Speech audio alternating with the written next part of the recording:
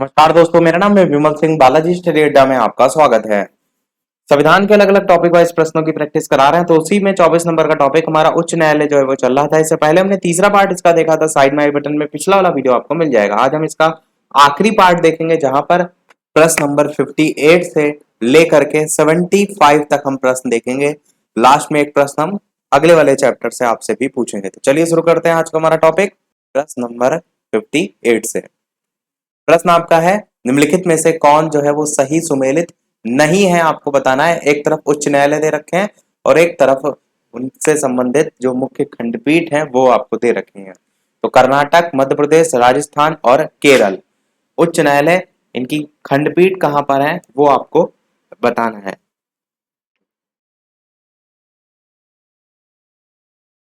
तो देखिए, पहला तो बिल्कुल सही है, कर्नाटक उच्च न्यायालय बेंगलुरु खंडपीठ है, बिल्कुल सही, क्योंकि प्रश्न में नहीं आपको छाटना है, यानी गलत छाटना है। मध्य प्रदेश उच्च न्यायालय की बात करें, बी वाला आपका गलत दे रखा है, सी भी आपका सही है। राजस्थान उच्च न्यायालय की बात करें तो जोधपुर में, केरल उच्च न्यायालय की बात करें तो एर्नाकुलम, ये तीनों याद रखिएगा।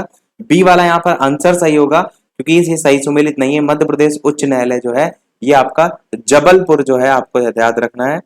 यहाँ पर जो है इसका मुख्यालय कह लीजिए, मुख्य खंडपीठ कह लीजिए, या इसको आप ऐसे भी थोड़ा सा कह सकते हैं कि मध्य प्रदेश का जो उच्च न्यायालय है वो जबलपुर में है, पर अगर यहाँ पर वर्ड खंडपीठ जुड़ रहा है तब आपका यहाँ पर जबलपुर आप ना टिक करके इंदौर व ग्वालियर को जो है वो टिक करेंगे तो ज्यादा सही होगा।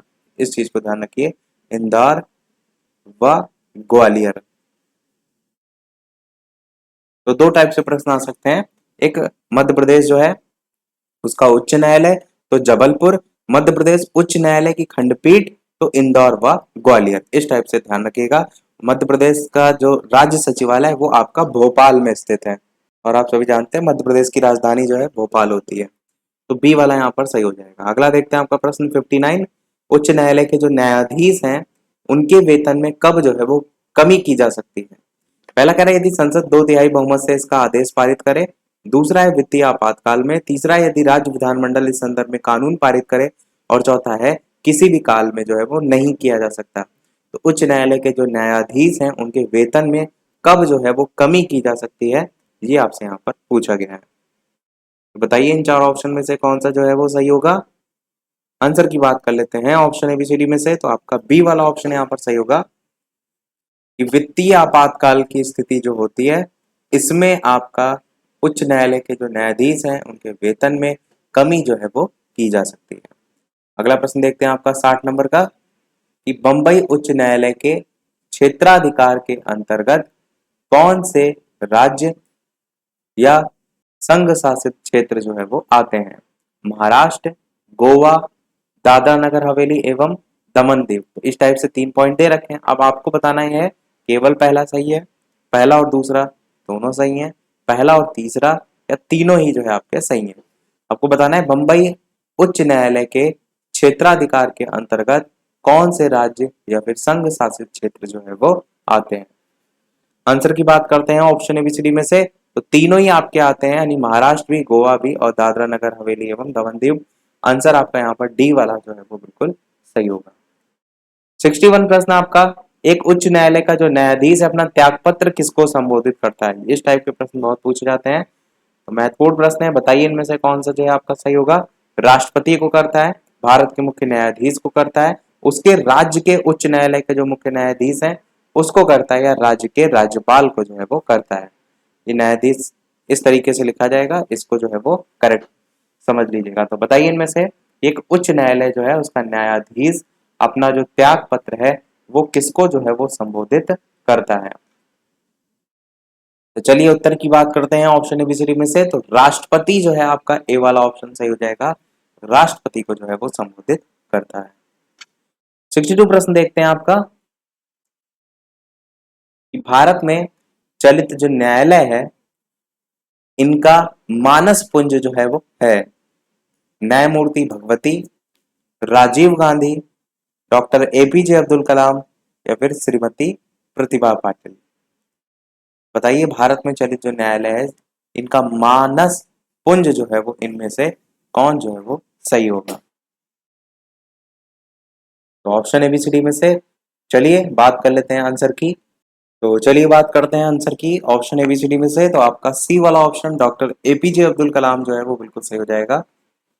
भारत में चलित न्यायालय इनका मानस पुंज। 63 प्रश्न आपका है कि विधि आयोग जो है उसके किस अध्यक्ष ने अपनी रिपोर्ट में समर्थन किया है कि प्रत्येक उच्च न्यायालय के 1/3 न्यायाधीश दूसरे राज्य से होने चाहिए। तो किन्होंने जो है इस रिपोर्ट में अपने समर्थन किया है वो यहाँ पर पूछा गया है। न्यायाधीश पी एन भगवती, न्यायाधीश एम हिदायतुल्ला, सी ऑप्शन न्यायाधीश एच आर खन्ना और डी ऑप्शन न्यायाधीश वाई के चंद्रचूड़। तो बताइए इनमें से कौन सा जो है आपका सही होगा। तो चलिए आंसर की बात कर लेते हैं ऑप्शन एबीसीडी में से। सी वाला आपका ऑप्शन न्यायाधीश एच आर खन्ना जो है वो बिल्कुल सही हो जाएगा। इन्होंने ही इस रिपोर्ट में अपना समर्थन जो है वो दिया था कि प्रत्येक उच्च न्यायालय के 1/3 न्यायाधीश दूसरे राज्य से जो है वो होने चाहिए। अगला प्रश्न 64 देखते हैं कि भारत के कितने उच्च न्यायालय जो हैं उनकी आधिकारिकता में एक से अधिक राज्य हैं। संघ राज्य क्षेत्र उसमें शामिल जो है वो नहीं होने चाहिए। ये भी यहाँ पर कंडीशन लिखी है। तो 1, 2, 3 या 4 इस टाइप से 4 ऑप्शन दे रखे हैं। तो ऑप्शन एबीसीडी में से चलिए बात कर लेते हैं फिर आंसर की। तो आपका ऑप्शन सी वाला है यानी कि 3 ऐसे राज्य हैं, ये जो है आपका सही हो जाएगा। अगला प्रश्न देखते हैं आपका 65। प्रश्न आपका है कि निम्नलिखित यहाँ पर कथन दे रखे हैं उन पर विचार आपको करना है और बताना है कि कौन से सही है। पहला कह रहा है कि भारत में उच्च न्यायालय के जो न्यायाधीश हैं उनको हटाने के लिए रीति उच्चतम न्यायालय के न्यायाधीश को हटाने की रीति जो है उसके समान है। दूसरा आपका पॉइंट कह रहा है कि उच्च न्यायालय का कोई स्थायी न्यायाधीश अपने पद से सेवानिवृत्ति के पश्चात भारत के किसी भी न्यायालय या किसी प्राधिकारी जो है उसके समक्ष अभिभाषण जो है वो नहीं कर सकता। इस टाइप से 2 आपके यहाँ पर कथन दे रखे हैं। आपको बताना क्या है इनमें से सही कौन सा, केवल पहला सही है या फिर केवल दूसरा सही है या फिर दोनों सही हैं या फिर ना तो पहला है ना तो दूसरा। और साथ ही साथ वीडियो पसंद आए तो लाइक भी अवश्य करते रहिएगा। इसी प्रकार अच्छे अच्छे प्रश्न हम जो है वो प्रैक्टिस करते रहें। तो बताइए इन दोनों जो कथन दे रखे हैं इनमें से कौन सा जो है वो सही होगा। आंसर की बात करते हैं तो आपका केवल पहला वाला यहाँ पर कथन सही है कि भारत में उच्च न्यायालय के न्यायाधीश को हटाने के लिए जो रीति है वो उच्चतम न्यायालय के न्यायाधीश को हटाने के एकदम समान है। तो केवल और केवल पहला करके जो ऑप्शन दे रखा है ए वाला ये जो है वो सही हो जाएगा। दूसरा वाला यहाँ पर गलत है। अगला प्रश्न देखते हैं आपका 66। सेम यहाँ पर भी है कि नीचे आपको 2 वक्तव्य दे रखे हैं उसके अकॉर्डिंग ही आपको प्रश्न में जो है वो बताना है कि कथन ए आपको दे रखा है और दूसरा जो है कथन आर दे रखा है और दोनों वक्तव्य जो है उनका उत्तर नीचे दिए गए जो कोट है इनकी सहायता से आपको बताना है। कथन आपका कह रहा है कि भारत में प्रत्येक राज्य क्षेत्र में या प्रत्येक राज्य के राज्य क्षेत्र में एक उच्च न्यायालय विद्यमान है, ये कथन है। दूसरा कथन दे रखा है, वैसे यहाँ पर दूसरा कथन नहीं यहाँ पर कारण होना चाहिए क्योंकि आर से रीजन होता है, यहाँ पर कारण लिख देते हैं। ऊपर देखिए प्रश्न में कारण लिखा भी हुआ है, ये जो आर वाला ये कारण। तो इसका कारण ये लिखा है कि भारत के संविधान में ये प्रावधान है कि प्रत्येक राज्य में एक उच्च न्यायालय हो। ऊपर वाला जो स्टेटमेंट है उसका रीजन नीचे बताया गया है। तो क्या ये ऑप्शन के अकॉर्डिंग पूछा गया है कि ए और आर दोनों ही सही हैं और आर जो है वो ए का सही स्पष्टीकरण है। दूसरा कह रहा है दोनों सही है परंतु आर ए का सही स्पष्टीकरण जो है वो इसमें नहीं लिख देते हैं यहाँ पर क्योंकि वो तो फिर आपका एक ही जैसा हो जाएगा। दूसरा है कि सही स्पष्टीकरण नहीं है। तीसरा सही है ए सही परंतु आर गलत। चौथा ए गलत परंतु आर सही। अब बताइए कि इनमें से कौन सा जो है वो सही होगा। तो चलिए आंसर की बात कर लेते हैं ऑप्शन एबीसीडी में से। तो दूसरा वाला यानी कि जो कथन कारण दे रखा है कथन का ये आपका बिल्कुल सही है कि भारत के संविधान में यह प्रावधान है कि प्रत्येक राज्य में एक उच्च न्यायालय जो है वो है। तो ये आपका तो बिल्कुल सही है पर ए वाला आपका यानी जो कथन दे रखा है वो गलत है कि प्रत्येक राज्य के राज्य क्षेत्र में कुछ न्यायालय विद्यमान है, ये गलत है। तो आंसर आपका डी वाला सही होगा कि ए गलत है परंतु आर जो है वो सही है। अगला प्रश्न देखते हैं आपका 67। निम्नलिखित कथन पर विचार कीजिए। पहला कह रहा है कि कोई व्यक्ति जिसने किसी उच्च न्यायालय के स्थायी न्यायाधीश के रूप में पद धारण किया है, उच्चतम न्यायालय जो है उसके सिवाय भारत में किसी न्यायालय या किसी प्राधिकारी जो है उसके समक्ष अभिवचन या कार्य नहीं कर सकता। ये पहला लिखा हुआ है कथन। दूसरा कह रहा है कि कोई व्यक्ति भारत के किसी उच्च न्यायालय के न्यायाधीश के रूप में नियुक्ति के लिए अहरित नहीं है यदि उसने भारत के राज्य क्षेत्र में कम से कम 5 वर्ष तक जो न्यायिक पद है वो धारण नहीं किया है। तो ये दूसरा कथन। आपको बताना यह है कि इनमें से सही कौन सा है, केवल पहला, केवल दूसरा, दोनों सही है या दोनों ही गलत है। इस टाइप से नीचे जो है वो 4 ऑप्शन दे रखे हैं। चलिए बात कर लेते हैं फिर आंसर की ऑप्शन एबीसीडी में से। तो आपका ऑप्शन डी वाला यहाँ पर सही हो जाएगा, यानी कि ना तो पहला गलत है, यानी पहला भी सही नहीं है और दूसरा भी। तो आपका डी वाला सही हो जाएगा, ना ही पहला तथा ना ही दूसरा। 68 प्रश्न है, संविधान के अनुच्छेद 226 के अंतर्गत उच्च न्यायालय द्वारा दिया गया निर्देश परिवर्तित किया जा सकता है। राज्य के विधि मंत्री द्वारा किया जा सकता है, राज्य सरकार द्वारा, राज्य जो है उसके राज्यपाल के द्वारा या किसी के द्वारा भी जो है वो परिवर्तित नहीं किया जा सकता। बताइए इनमें से कौन सा जो है वो सही होगा।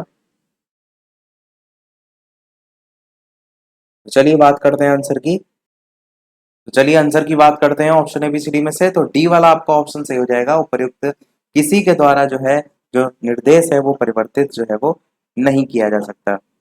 और जो संविधान का अनुच्छेद 226 है, इसके तहत जो उच्च न्यायालय हैं उनको भी ऐसे मामलों में रिट जारी करने का अधिकार जो है वो प्रदान किया जाता है।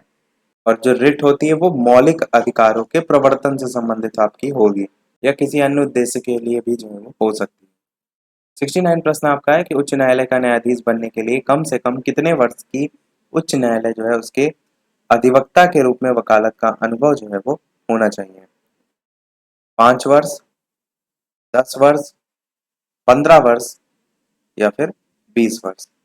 बताइए इनमें से कौन सा जो है आपका सही होगा।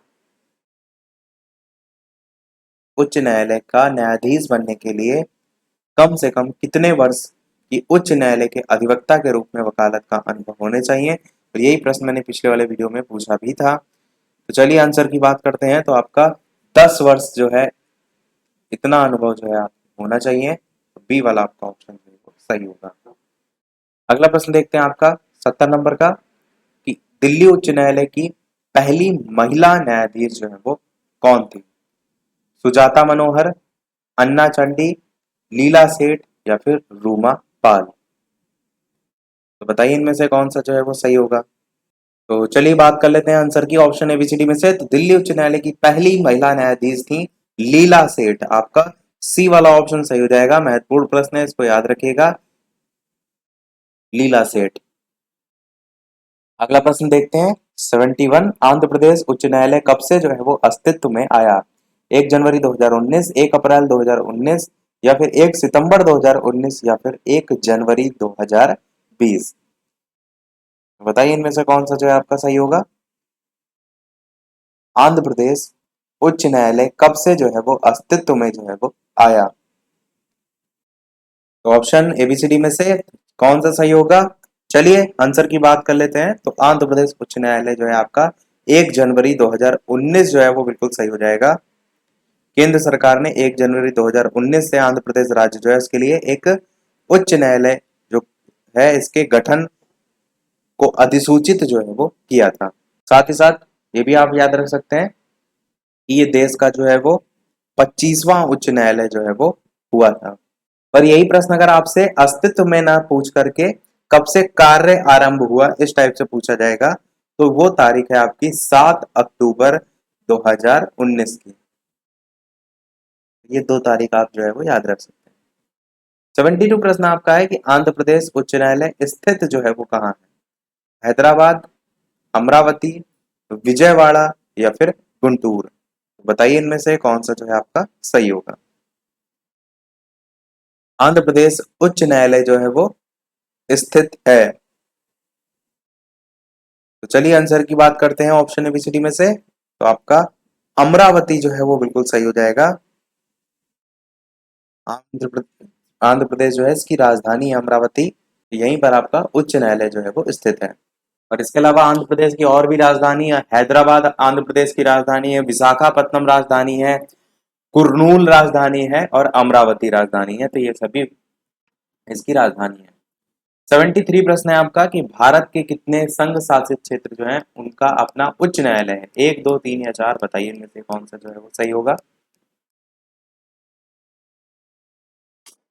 तो चलिए आंसर की बात कर लेते हैं ऑप्शन एबीसीडी में से। तो बिल्कुल आपका ऑप्शन बी वाला यहाँ पर सही हो जाएगा कि दो ऐसे संघ शासित क्षेत्र हैं जिनका अपना उच्च न्यायालय है। 74 आपका सेकंड लास्ट प्रश्न होगा, क्योंकि स्टार्टिंग में मैंने बताया था 75 तक हम प्रश्न देखेंगे और एक प्रश्न हम आपसे भी पूछेंगे। तो प्रश्न आपका है, निम्नलिखित में से क्या उच्च न्यायालय और उच्चतम न्यायालय दोनों आधिकारिकता के अधीन जो है वो आता है।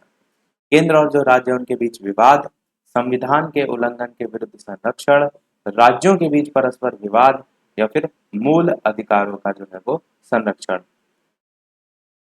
बताइए इनमें से कौन सा जो है वो सही होगा। निम्नलिखित में से क्या उच्च न्यायालय और उच्चतम न्यायालय दोनों आधिकारिकता जो है उसके अधीन जो है वो आता है। चलिए आंसर की बात करते हैं। तो आपका ऑप्शन डी वाला यहाँ पर सही हो जाएगा, यानी कि मूल अधिकारों का जो संरक्षण है ये आपका जो है दोनों के आता है, ये जो है आपका सही होगा। देखते हैं हमारा अगला और इस वीडियो का लास्ट प्रश्न। इसके बाद एक प्रश्न हम आपसे भी पूछेंगे। वीडियो अभी तक आपने लाइक ना किया हो, सब लोग लाइक भी करते रहिएगा। चैनल पर नए हो तो सब्सक्राइब करके भी अवश्य जुड़ जाइएगा और नोटिफिकेशन बेल भी अवश्य ऑन कर लीजिएगा ताकि कोई वीडियो आपसे मिस ना हो। साथ ही साथ टेलीग्राम चैनल से जो भी ना जुड़े हो, लिंक आपको डिस्क्रिप्शन में मिल जाएगी। बालाजी स्टेटा सर्च करके भी जुड़ सकते हैं। तो प्रश्न आपका 75 है लास्ट की, भारत का 25वां उच्च न्यायालय जो है वो इनमें से कौन सा है। त्रिपुरा, मेघालय, मणिपुर, आंध्र प्रदेश। अभी ऊपर एक प्रश्न के एक्सप्लेनेशन में मैंने आपको बताया भी था। तो बताइए कौन सा जो है वो सही होगा। तो चलिए आंसर की बात कर लेते हैं, किसी का भी गलत नहीं होगा। डी वाला आपका ऑप्शन जो है वो आंध्र प्रदेश उच्च न्यायालय सही हो जाएगा। यही मैंने आपको बताया था कि भारत का 25वां उच्च न्यायालय भी जो है वो है। बाकी तो और सारी चीजें हमने ऊपर वाले प्रश्नों में जो है वो देख ली। सभी प्रश्न समाप्त हुए। अब देख लेते हैं वो प्रश्न जैसे कि सभी वीडियो में हम आपसे एक नए प्रश्न पूछते हैं। तो इस वीडियो का आपके लिए प्रश्न है जिसका आंसर वीडियो के मेन कमेंट में टाइप करके आपको बताना है कि किसी भारतीय जो राज्य है उसकी प्रथम महिला मुख्यमंत्री जो है वो कौन बनी। सुचेता कृपलानी, विजया लक्ष्मी पंडित, नंदिनी सतपथी या फिर सरोजनी नायडू। इस टाइप से 4 ऑप्शन दे रखे हैं। इनमें से कौन सा सही होगा, अपना आंसर वीडियो के मेन कमेंट में टाइप करके बताइएगा। लाइव टाइमिंग 2 है, दोपहर के 3 बजे की, शाम के 8 बजे की। तो लाइव आकर भी वीडियो आप जो है वो देख सकते हैं। मिलते हैं चलिए फिर अगले वीडियो में कुछ नए प्रश्नों के साथ, नए टॉपिक के साथ। तब तक के लिए नमस्कार, जय हिंद।